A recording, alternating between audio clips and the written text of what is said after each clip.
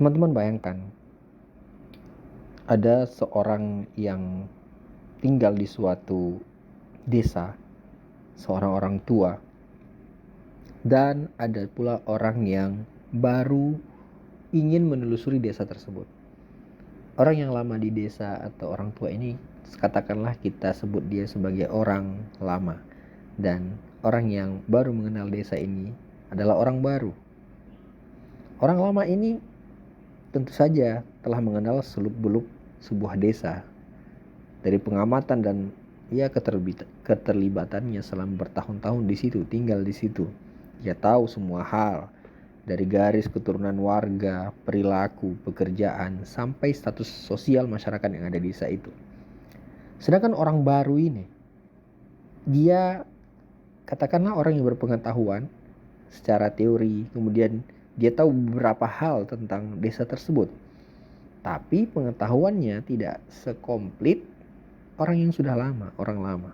Nah, orang lama itu kaya, yang punya circle of competence yang luas.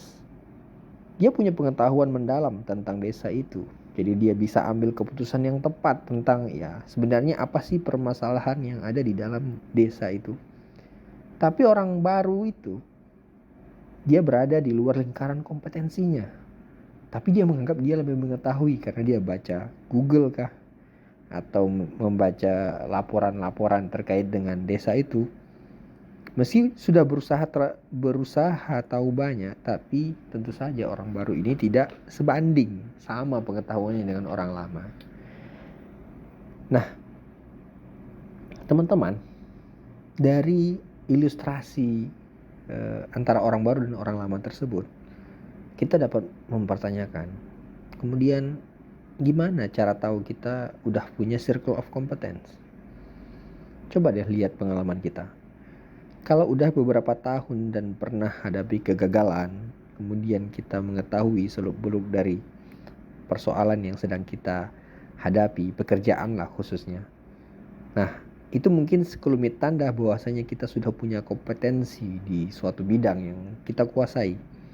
Misalnya, katakanlah seorang yang punya hobi naik gunung Everest atau gunung Rinjani misalnya. Pasti kita butuh banyak pengetahuan. Tapi kita nggak bakal coba tanpa bantuan pemandu lokal yang ahli. Seperti yang biasa disebut dengan porter ya, yang punya pengetahuan dan bisa membawa kita ke puncak dengan aman.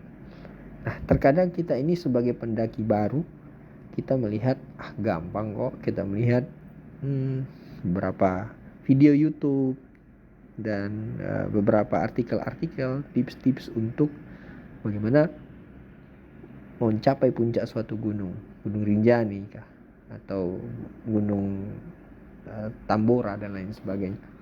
Tapi kita tidak sehebat para porter, orang setempat yang mengetahui, orang yang betul-betul memiliki circle of competence. Makanya teman-teman, kita sebenarnya penting mengakui apa yang kita mengerti dan di mana kelemahan kita. Kita bisa bikin keputusan yang lebih cerdas dan hasilnya lebih baik. Ingat, jangan terlalu kepedean dengan diri sendiri dan masuk ke lingkaran kompetensi yang belum kita kuasai. Karena itu inti dari pesan pengetahuan terkait dengan circle of kompetensi adalah untuk tetap belajar dan bertumbuh. Teman-teman sekalian, pertanyaannya kemudian adalah, gimana sih caranya membangun dan mempertahankan circle of competence kita? Nah, ada beberapa cara yang bisa kita lakukan. Pertama, terus belajar dan rajin berlatih di bidang yang kita minati. Semakin sering kita berlatih, semakin dalam pengetahuan kita. Kedua, jangan takut mengakui ketidaktahuan kita dan selalu terbuka untuk belajar dari orang lain. Kadangkala kita bisa belajar banyak dari pengalaman dan pandangan orang lain. Selanjutnya, ketiga, jangan gegabah mengambil risiko di luar lingkaran kompetensi kita. Kalau ada kesempatan atau tantangan baru, pastikan kita sudah punya dasar pengetahuan yang cukup sebelum nekat mencobanya. Lalu selalu berfokus pada apa yang memang kita kuasai dan nikmati. Kalau kita terlalu banyak mencoba hal-hal baru tanpa membangun pondasi yang kuat di satu bidang, bisa-bisa malah bingung sendiri. Teman-teman, yang keempat, ingatlah bahwa circle of competence bisa berkembang seiring waktu. Kita bisa tambah pengetahuan dan keahlian baru, tapi tetap fokus pada bidang yang kita sukai dan kuasai.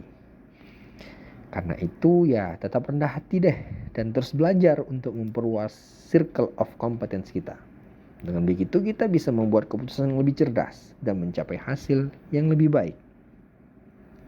Ada beberapa risiko sih kalau misalnya kita mengerjakan sesuatu di luar circle of competence kita dan kita terlalu pede dengan menganggap diri kita tahu, padahal kita tidak begitu tahu. Nah,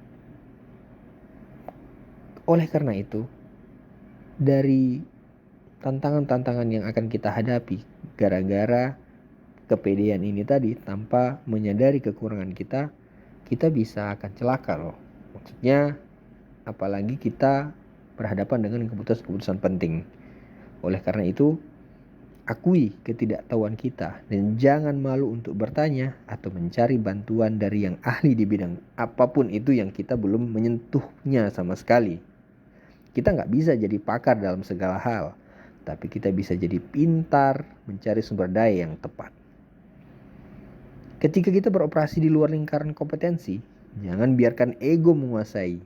Ingat, lebih baik jujur pada diri sendiri tentang apa yang kita tahu dan tidak kita tahu. Jangan ragu mundur jika merasa belum siap atau kurang yakin. Teman-teman, juga tetap berhati-hati dan teliti ya dalam mengambil keputusan di luar yang kita kuasai.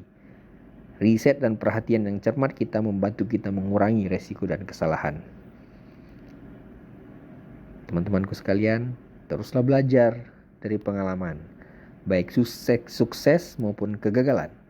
Setiap kesempatan di luar circle of competence bisa menjadi pelajaran berharga untuk mengembangkan diri. Oleh karena itu, apabila kita mengerjakan sesuatu yang di luar circle of competence, bukan berarti kita tidak bisa berhasil, tapi tetaplah realistis dan bijaksana dalam menghadapinya. Semoga kita bisa terus berkembang dan menjadi versi terbaik dari diri kita sendiri. Selalu ingat, kesuksesan datang dari keberanian untuk mencoba dan terus belajar. Terima kasih.